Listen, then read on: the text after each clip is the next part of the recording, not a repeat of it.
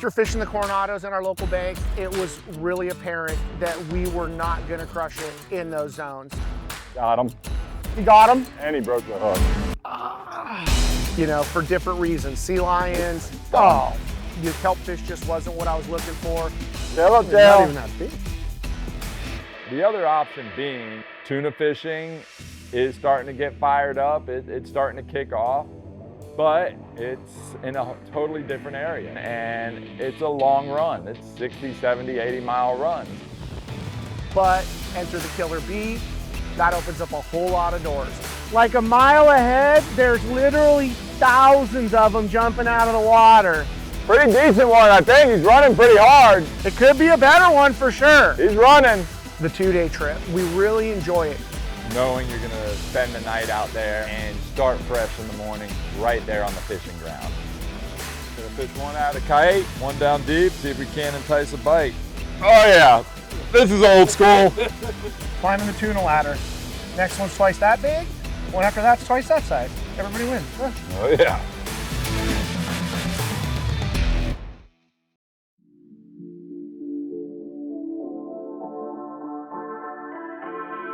The Killer Bee is a custom 45 by 15 foot aluminum pilot house catamaran. I have been running a boat for a guy who's become a very good friend of mine. His name's John Manhan. He gave me an open checkbook and ACI gave us just a blank slate to build a boat that is custom designed to do what we do most of the time. And that's chase tuna offshore, be able to fish the islands, be able to do it in comfort. What I kind of planned to do was get the crew together, let's get on the Killer Bee, let's go do a 2-day trip.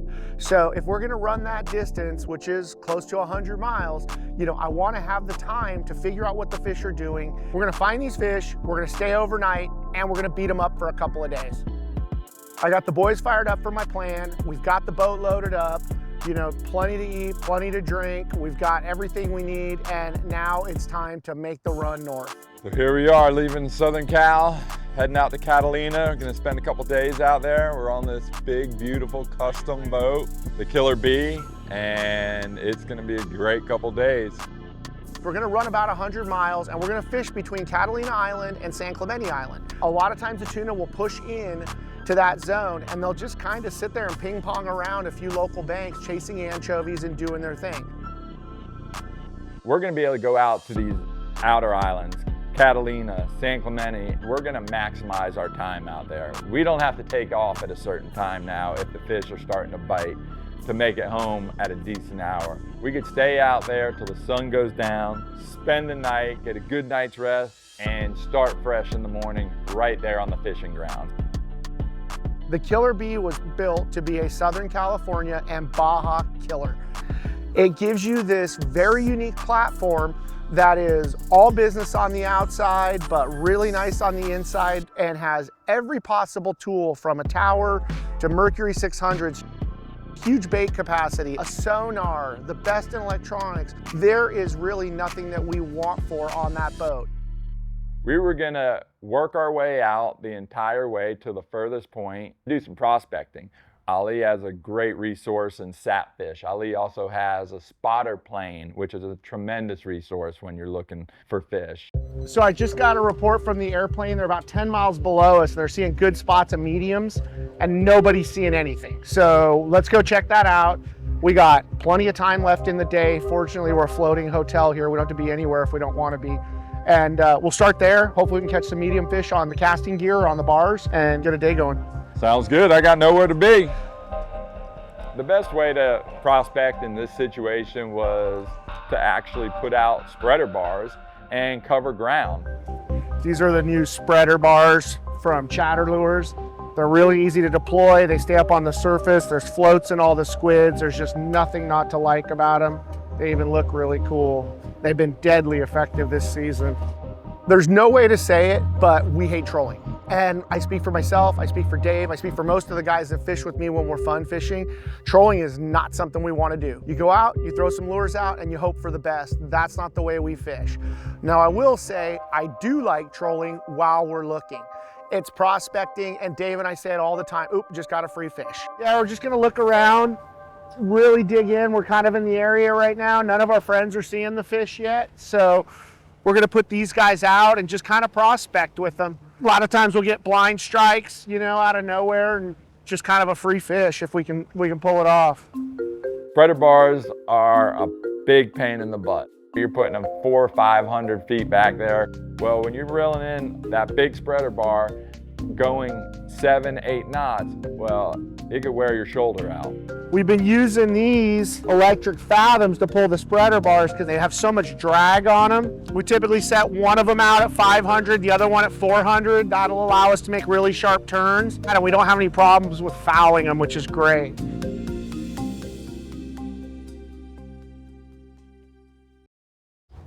I got a spot. Is it straight ahead? Yeah, like 1 o'clock, and then tons of sport boats past that. When you get that set, Rush, come over here and cast. You want me to go 450 or 4 on this? You pick.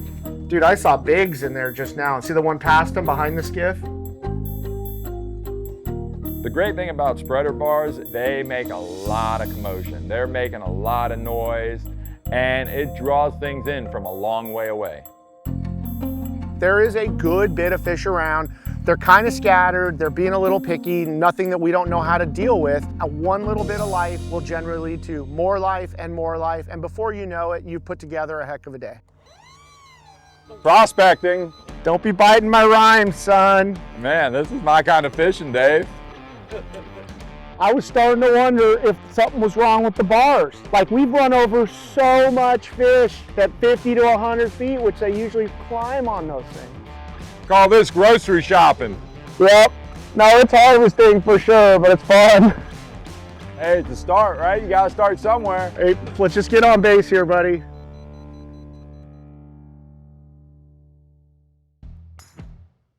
Local knowledge is brought to you by Mercury, go boldly. Penn, let the battle begin. Yeti, built for the wild. Seakeeper, once you feel it, you'll never boat without it. Seaguar, the inventor and perfecter of fluorocarbon fishing lines. Starbright, clean and protect. Simrad, Hooker Pumps, and by bdoutdoors.com.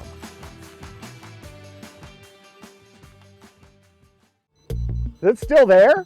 Yeah, he's there. I just don't think he's very big. How much hate mail do you think I'm gonna get over this day? You're not a fisherman. Not today, Dave, not today. There's only a couple anglers on earth that could turn that knob like that, Rush. Don't sell yourself short, You're buddy. doing really good. Am I? No, you're Good tension? You're crushing it. These Fathom electric reels. It's just a lot of fun. No, you're not fighting it hand to hand like so many guys think is a big deal, but you are getting to experience that fish. You are getting to pull on that fish next to the boat, and it makes fishing more fun, so I am so good with it. It's kind of weird with the big spreader bar thing. It is. Oh yeah, this is old school.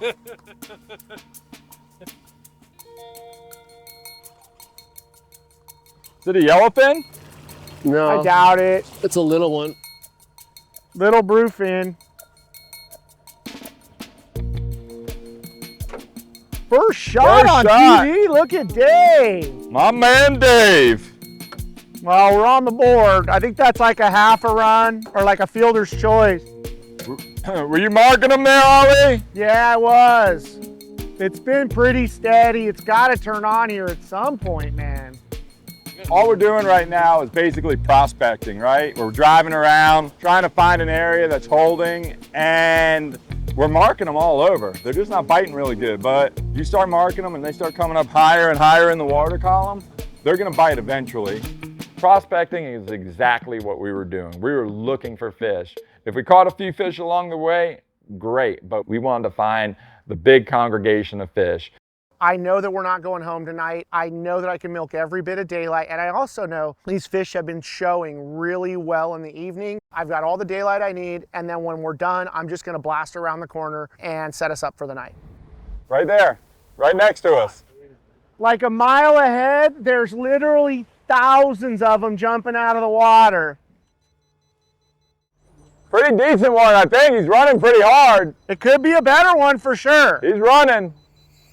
He's still taking some. There's so much fish ahead, it's crazy. Come on, baby, come on in. He ain't moving. Really? Yeah.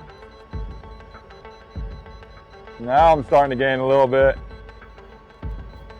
You get tired, you need water? I'll be all right. You sure? You want a We special might treatment? have to dump a little water on the reel though. You get those big ones, that reel get hot. I bet it does. It's working its ass off. It's wild. When you get in the glasses, like this kind of a spread of those smaller bluefin jumping in every direction. Now the other guys are seeing them. Everybody on the radio is seeing them. They just wanted to wait till the witching hour. We're seeing smaller school-sized fish from the 20 to 60 to 80 pound range. They were feeding better on the spreader bars today. Everything was starting to fall into place. Oh man, that's out there. He took some line. Yeah. Feels like he's got some weight to him. We'll see. That bar can, but that's weird to take that much line. It's not a little 10 or 20 pounder.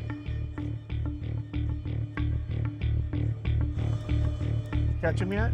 Almost 100 yards. A guy could get used to this. Keep going, keep going. That's it. That's all she Push the button. And just give me the bar. A little bit bigger one. Wind a little more, Rush, to the swivel. No, I can't get him. He's too deep. Let me get in there and get him for you. No, hold on. Hold on. You gotta remember that stinger is deep. Hold on. Right there.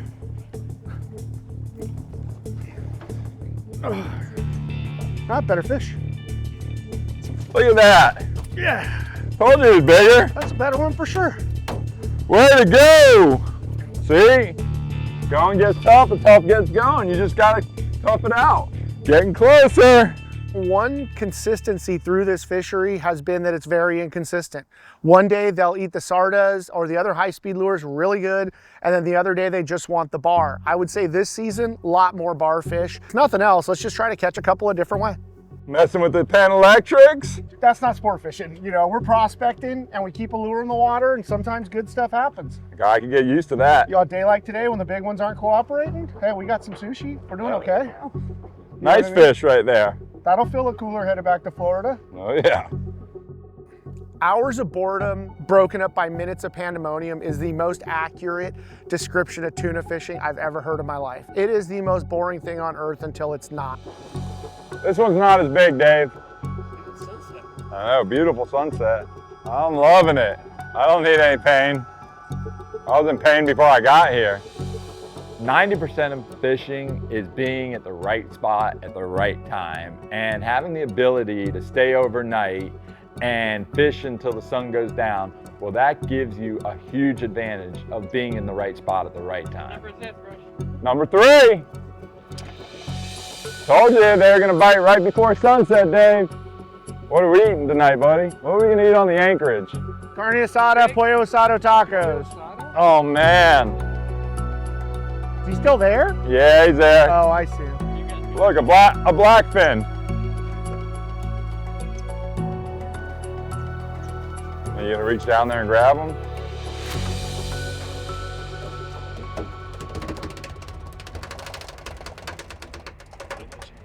It's been a battle all day. The fish started biting a little bit.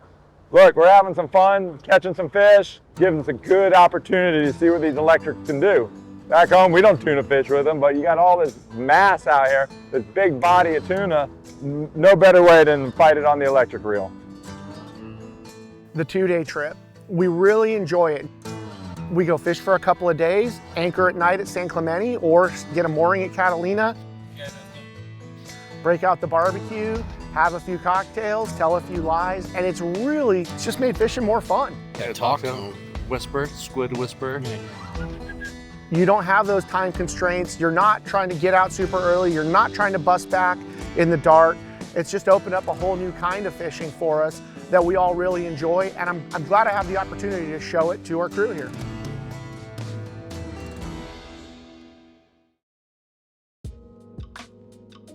Beautiful waking up on the anchorage, isn't it? Right? So look at this morning. What a difference between getting to the boat, loading up, and having to run out here. We're 14 miles from the fishing grounds. We're probably like, 14 miles, but we would have had to run, 60 miles to get here. So it's awesome. Have your coffee in the morning and Sunrise, Fucking beautiful. Let's get it, buddy.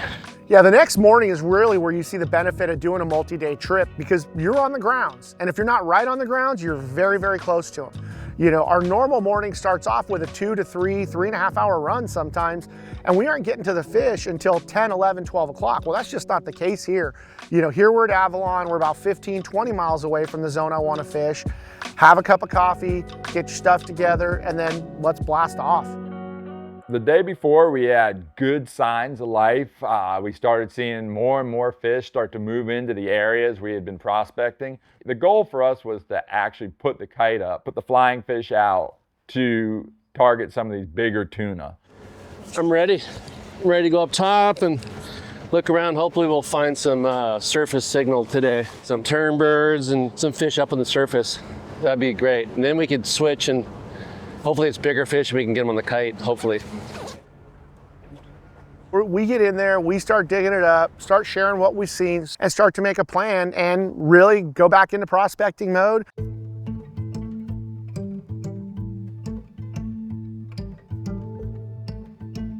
It's crazy. There's dolphin out for like 4 miles in a line off your 10 o'clock.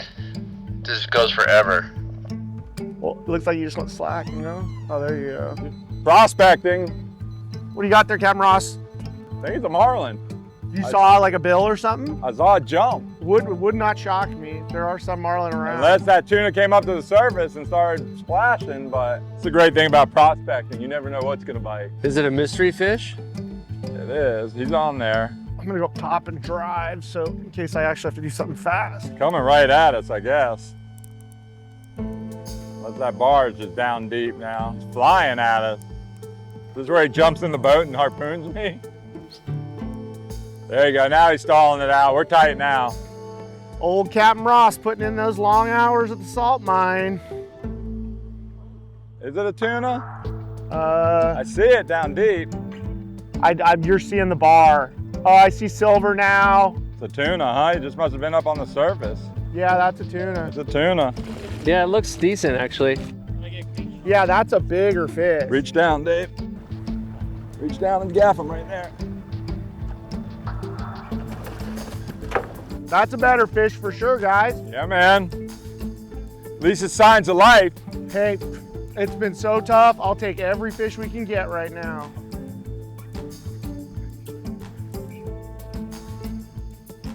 Good, hold on. All right, you're good. Nice one. Things change every day, especially out on the ocean. Things are starting to look up. Captain Rush. Nice fish, dude. That's a good one. We, on day 3, are seeing more signs of fish. There are more signs of fish starting to move in, starting to congregate, starting to feed a little better. We had high hope. Oh, there's big ones underneath us right now. A whole bunch of them. Should we put the kite up? Yeah, let's set up a drift. We're seeing fish, we're out here picking away, but this isn't really what we're looking for. We're hitting singles, and I really want to get that home run. I like purple. Yeah, we just marked some good fish, and some of the guys around are catching some better fish, you know, some 80-pound stuff. Hopefully we can get the right one to come up and eat this kite bait. Anytime we can get the kite up, you don't have to say it twice. Get her done for me there, little buddy.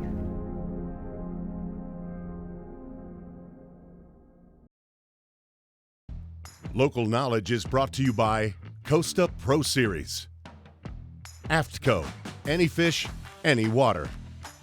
Rapala holds the world record for world records. PartsView.com, your marine parts and outboard superstore. Abyss Battery. Casa Vieja Lodge. Experience 5-star angling in tropical Guatemala. Satfish, the science of being lucky. The Saltwater Angler, Key West. Ocean's Edge Resort and Marina, Key West. And by Gulp. Captain's log, day 3 at sea. The crew is restless. The crew is extremely restless. I think the fish are they're just doing a weird freaking break right now. I don't know where all the big ones we had went, and Yeah, I wish I had a better theory. The fishing hasn't exactly been stellar by any means. It happened again. I mean, they weren't doing it. We couldn't convince them to. We had all the right pieces. We're doing all the right stuff, and we just can't get that kite bite. And honestly, after the crew got to experience an overnight on the Killer Bee, it was not hard to talk them into doing it again. You know, we're already here, we're on the grounds, we've got a half a day to play with in the morning. Let's roll into Catalina, let's get a mooring, and let's give it another half day in the morning.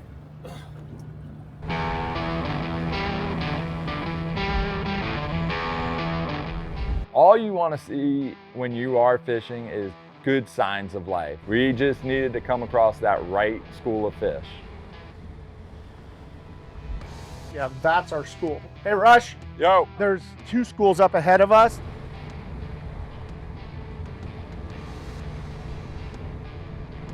Right there, 12 o'clock, way out there. Keep your eyes open. See those birds? Looking. Might be a really big spot way out there too.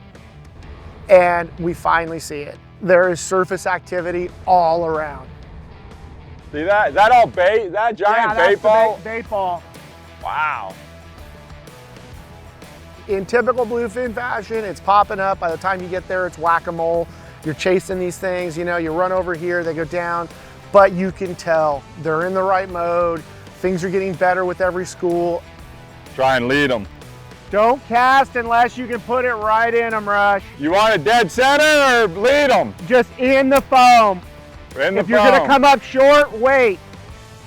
I mean, I could hit that. Go.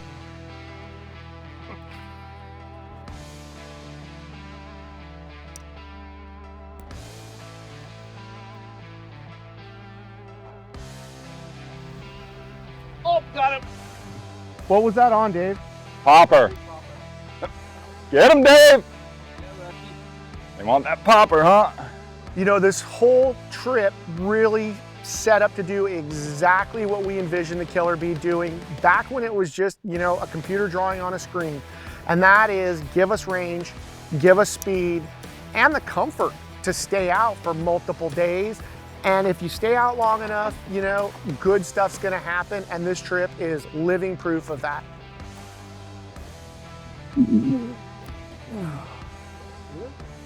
Nice little tuner. Ate the big Rapala too. You know, this is the culmination of 30 years of fishing these local waters, and getting to share that with my boys and having it pay off was awesome.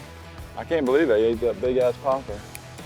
This was a great trip, one I won't forget anytime soon, and you can count on seeing the Killer Bee in San Diego, in Mexico, who knows in the future. It's a tool, it's at our disposal, and we're sure as hell gonna use it. Just for me, it's just another adventure in the book. Being able to get out there, spend time with Ali, see his program, check out this new boat he's gonna be running for the next few years. Looking forward to some of the adventures we're gonna have on that boat with Ali.